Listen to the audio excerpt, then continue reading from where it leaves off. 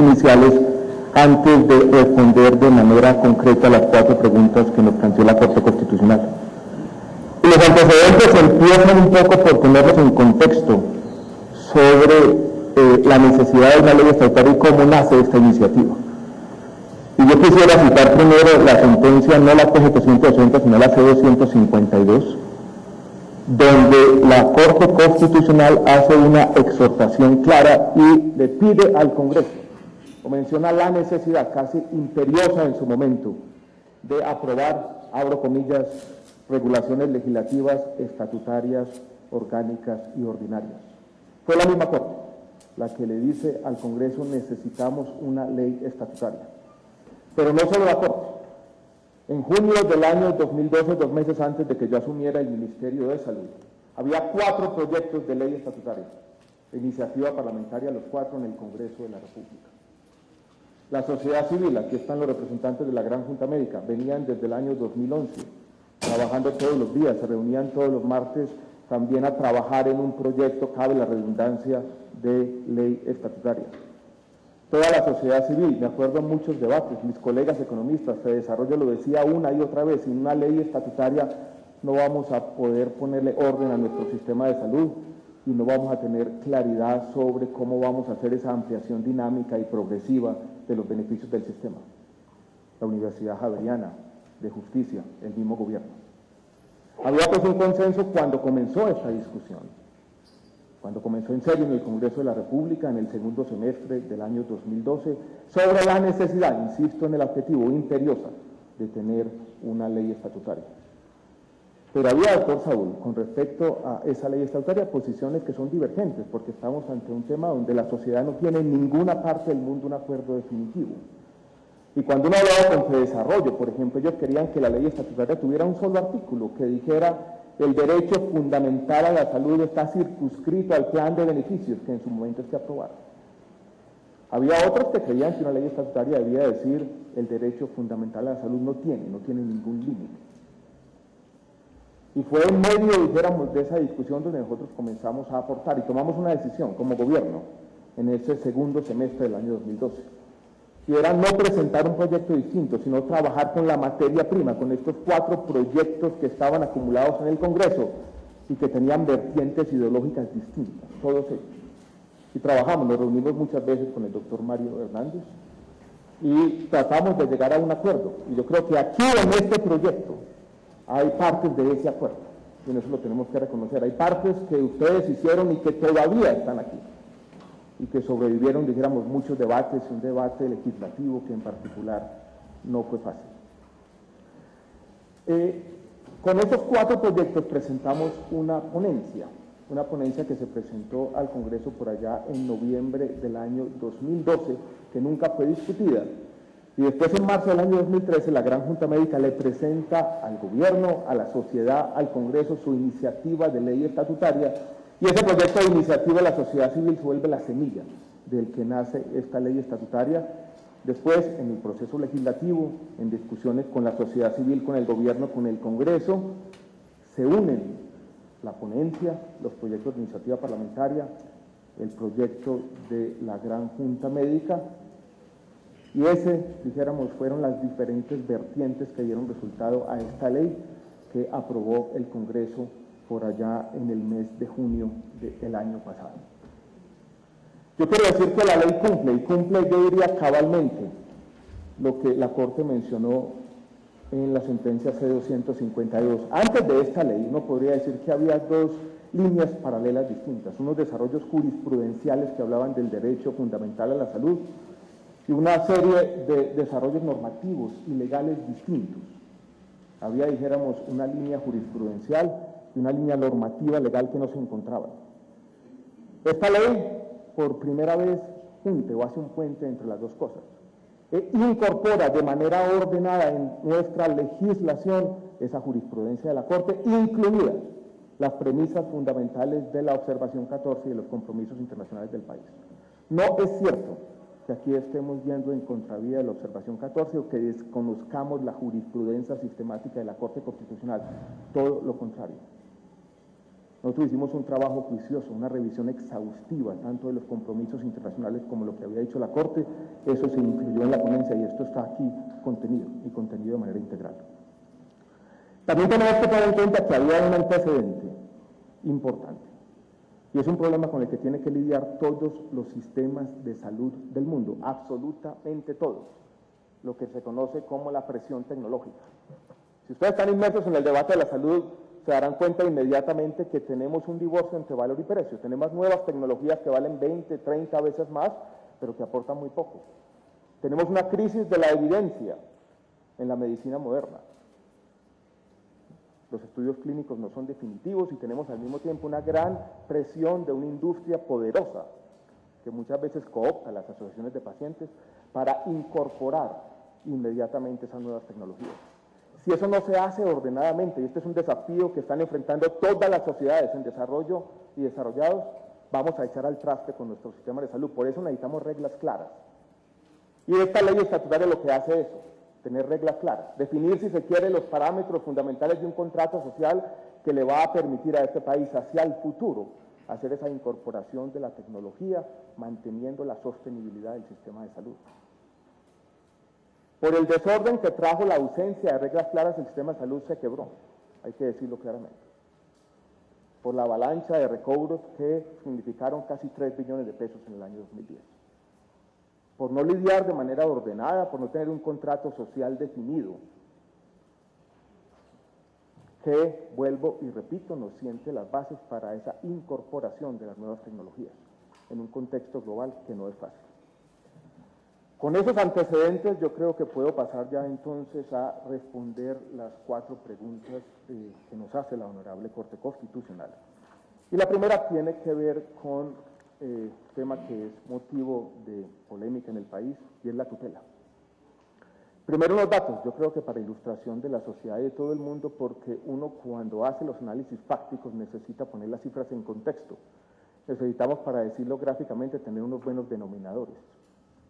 Dichos de esa manera, las cifras de cientos de miles de tutelas suenan escandalosas y parecen ser un síntoma, dijéramos, de un sistema de salud completamente disfuncional, pero eso no es así. Y yo quiero decirles, señores, que después de la tesis 360 y en parte por decisiones que tomó la Corte Constitucional en los diferentes autos, las cosas han venido mejorando.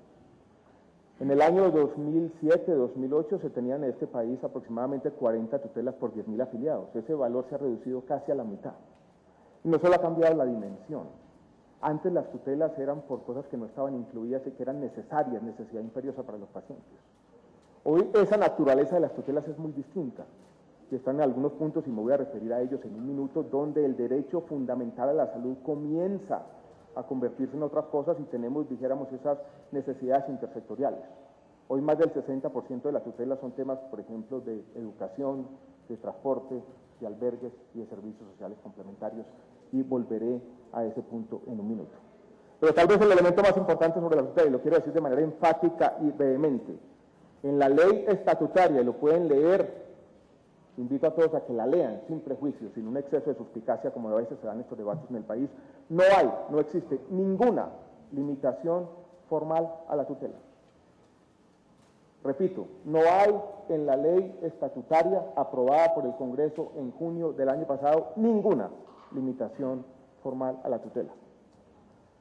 No se elimina, como se ha dicho a veces, el tema del no pos, mas nos podrían criticar por ese aspecto. La ley es bastante clara en decir, existe un contenido del derecho fundamental a la salud. Puede existir en un momento dado un servicio de bienes y tecnologías priorizado que no agote el contenido de ese derecho. Esto es, puede haber tecnologías que no están priorizadas en un momento dado y que están contenidas en el derecho fundamental a la salud. Esas tecnologías son tutelables y se debe proteger ese derecho individual.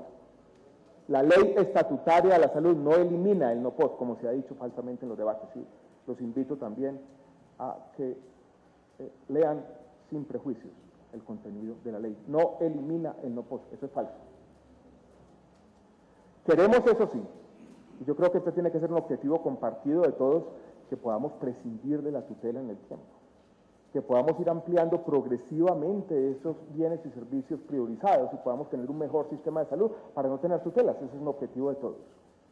A veces, dijéramos, en estas discusiones públicas se ha confundido una cosa con la otra. No es que queramos eliminar la tutela, queremos eliminar, eso sí, la necesidad de la tutela, que es un tema muy distinto. Pero aquí no hay limitaciones formales a la tutela y hay argumentos que no quiero que hagan carrera. Cuando se mencionan los deberes de los pacientes, o los deberes de los afiliados, o los deberes de los colombianos, se dice, como tiene que decirse, que hay un deber a una contribución solidaria. Hoy nuestro sistema de salud para bien es solidario. El paquete de beneficios es igual, la misma, una persona que gana 10 millones de pesos contribuye el 12% de su salario, otra que gana 1 millón contribuye el 12% o 12,5% de su salario. Las contribuciones son muy distintas, contribuyen más quienes ganan más, contribuyen menos quienes ganan menos. Si nos fuéramos a mover a un sistema financiado con impuestos generales, tiene que haber algo parecido. Las contribuciones solidarias simplemente retoman el precepto constitucional de tener sistemas de impuestos progresivos. Y uno no puede hacer, dijéramos, esa inferencia que me parece absolutamente equivocada, es decir, porque uno plantea la solidaridad en las contribuciones, decir que se está menoscabando la tutela. No encuentro ninguna forma de conectar una cosa con la otra argumentativamente. Yo creo que es francamente equivocado. Entonces quiero dejar sobre la mesa, dijéramos, ese punto claramente. Aquí no hay limitaciones formales a la tutela y no estoy de acuerdo de ninguna manera en los argumentos que se han dicho aquí. A los otros no voy a referir porque simplemente hacen parte del proyecto de ley 210 que no está en discusión en esta audiencia pública. Paso al segundo punto que tiene que ver con el papel de la ley estatutaria en ese contexto de la sostenibilidad fiscal. Si ustedes miran o leen la ley, hace referencia a la sostenibilidad, pero hace referencia a la sostenibilidad en el marco de las normas constitucionales que son absolutamente claras cuando dicen que los derechos fundamentales no pueden subordinarse a la sostenibilidad. Solo esa mención, si uno la lee, dijéramos, sin suspicacia excesiva, bastaría para saldar este debate. Pero quiero decir algo más. Y yo creo que es un punto, un argumento que no se le ha hecho a esta sociedad claramente. Y que confirma la importancia de la ley que hoy estamos discutiendo aquí. Y es el siguiente. La ley consagra la salud como un derecho fundamental. Incorpora esa jurisprudencia de la Corte Constitucional en nuestra normatividad. Dejemos eso ahí como un primer argumento. El segundo, que es importante, es el siguiente. Nuestro sistema de salud está migrando hacia un sistema financiado, no tanto con recursos parafiscales y contribuciones, sino con recursos fiscales. Y en eso comparto algunos de los argumentos que se han hecho aquí esta mañana. Pero ese es un proceso de transición complejo. En España tomó 10 años. Aquí comenzó con la reforma tributaria del año 2012. Va a llegar un momento en que seguramente la gran mayoría de los recursos del sistema de salud van a ser recursos fiscales. Esto es, van a tener que hacer parte de la discusión de los presupuestos generales de la nación. Y aquí las dos cosas, y este es un tema, dijéramos, fundamental. Si uno consagra la salud como un derecho fundamental en un contexto donde los recursos fiscales son cada vez más importantes, eso implica necesariamente, y eso es una consecuencia, una implicación de esta ley, que estamos creando una inflexibilidad presupuestal para bien. Esto es, ningún ministro de Hacienda el día de mañana o ningún congreso va a poder decir yo no voy a presupuestar la totalidad de los recursos que se necesitan para la salud. Esta ley, la implicación que va a tener esta ley es que hoy pase lo que pasa con las pensiones. Esto es, ningún ministro de Hacienda dice yo no voy a presupuestar la totalidad de los recursos que necesito para cubrir las mesadas pensionales. Lo mismo va a pasar con esta ley. Ningún ministro de Hacienda va a poder decir yo no voy a presupuestar la totalidad de los recursos que necesito para pagar, en este caso, por las unidades de pago por capitación. Y recuerden que ya en el régimen contributivo también los recursos fiscales son importantes. Y eso no se ha tenido en cuenta. Y esa es una implicación muy importante de esa ley, esa inflexibilidad presupuestal que tiene que crearse como una consecuencia, dijéramos, del derecho fundamental para que no estemos, dijéramos, al albur de las decisiones o de los caprichos de un ministro de Hacienda o de un Congreso. Y eso es importante.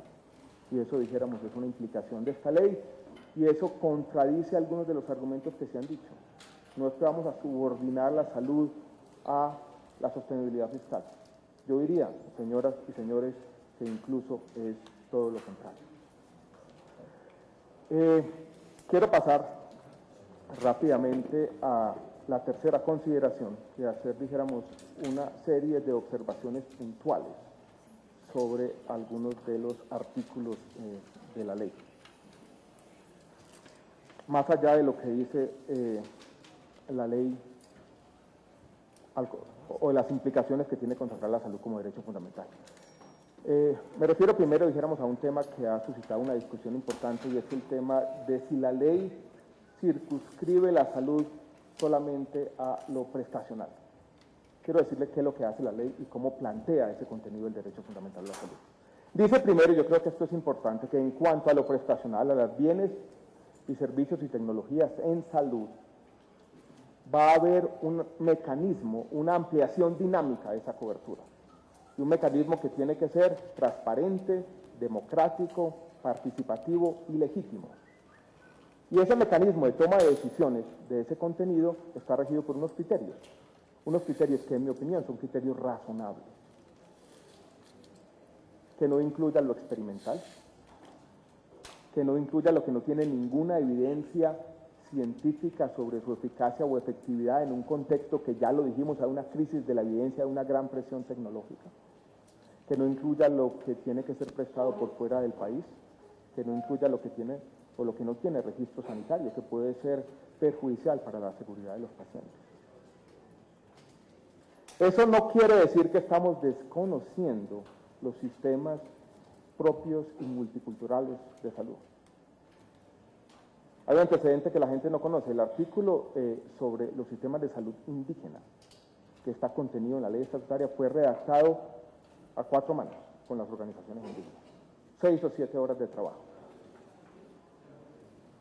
Y por primera vez le da a eso al CISPI, por ejemplo, una base normativa, un sustento normativo que no tiene, porque el único que tiene hoy en día es la ley del Plan de Desarrollo, la ley 1450, que tiene una vigencia transitoria en el tiempo.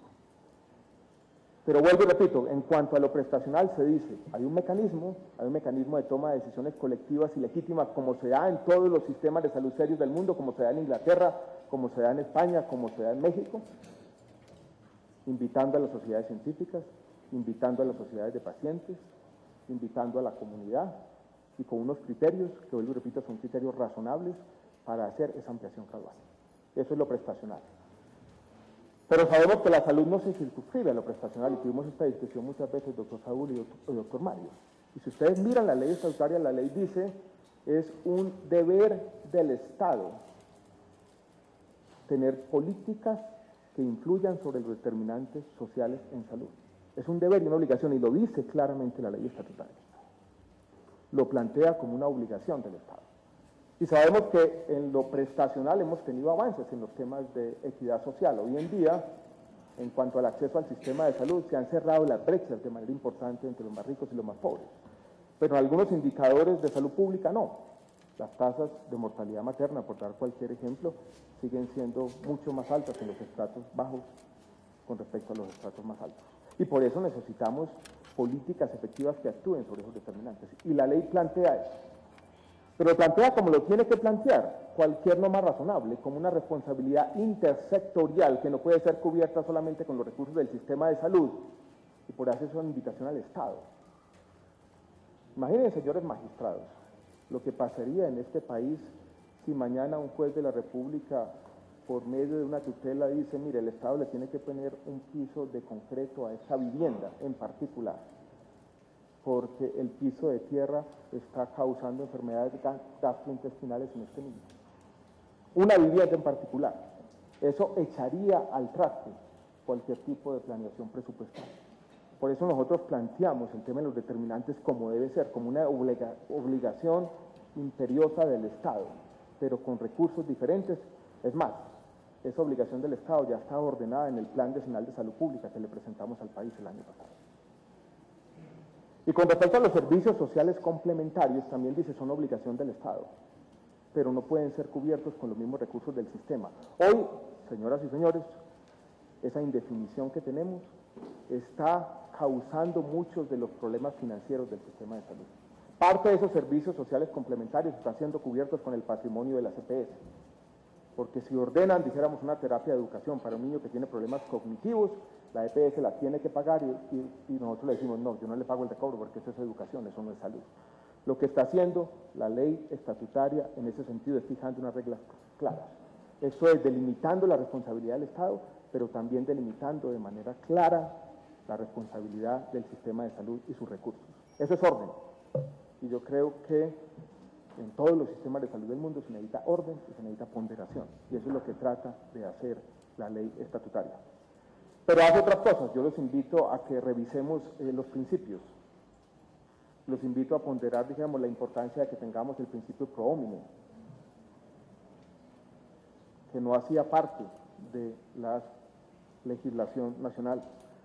Los invito, y aquí están partes de los trabajadores que nos acompañaron en este debate, a que lean con detenimiento el artículo sobre la autonomía médica, que la consagra como un principio o un fin intrínseco del sistema de salud.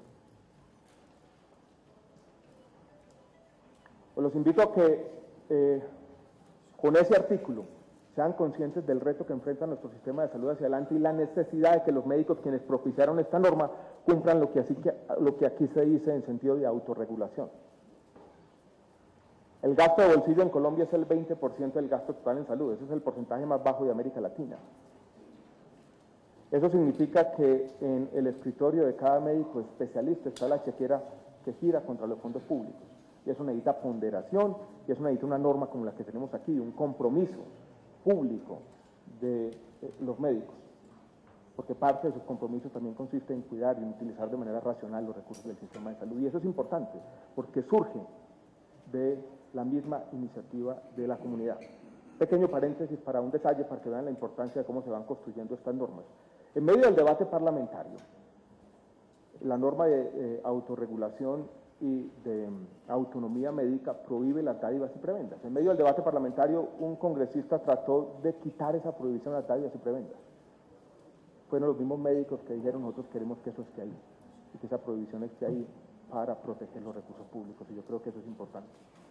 La ley prohíbe las autorizaciones para los servicios de urgencia, va un poco más allá, y yo creo que nos invita, casi que nos instiga a todos, a movernos a un sistema distinto, donde las autorizaciones sean más ex post que ex ante, para que los pacientes puedan tener un acceso expedito, oportuno, integral, y se acaben muchos de los problemas de nuestro sistema de salud. Se me está acabando el tiempo y quiero, dijéramos, pasar al último punto, que es lo que esperamos de esta ley. Yo creo que ya lo he dicho casi todo. Yo creo que esperamos tener una norma que nos permita tener o tomar decisiones democráticas, transparentes y legítimas, para poder tener así una ampliación gradual de los beneficios y las tecnologías incluidas en nuestro sistema de salud. Yo creo que esperamos que esta ley va a tender puentes entre esos desarrollos jurisprudenciales y los desarrollos legales, tener una mejor coordinación y avanzar en la protección colectiva del derecho, no en la protección individual, hacer redundante la tutela. Las tutelas, cabe decirlo, han sido inequitativas, han estado concentradas el 40% en la población del último quintil de la distribución del ingreso, porque la protección individual de los derechos generalmente es más regresiva que la protección colectiva. Y esperamos, en últimas, que esta ley, con todo lo que estamos haciendo, nos permita avanzar en ese objetivo, que es un objetivo compartido con todos. Una construcción colectiva para tener un mucho mejor sistema de salud, pero eso requiere reglas claras. Yo simplemente termino diciendo, esta ley no es un embeleco del gobierno, esta ley no hace parte, dijéramos, de un plan para tener un sistema de salud distinto. Esta ley surgió de una iniciativa de los médicos y yo creo que es una ley que avanza decididamente la protección al derecho fundamental a la salud. Muchas gracias.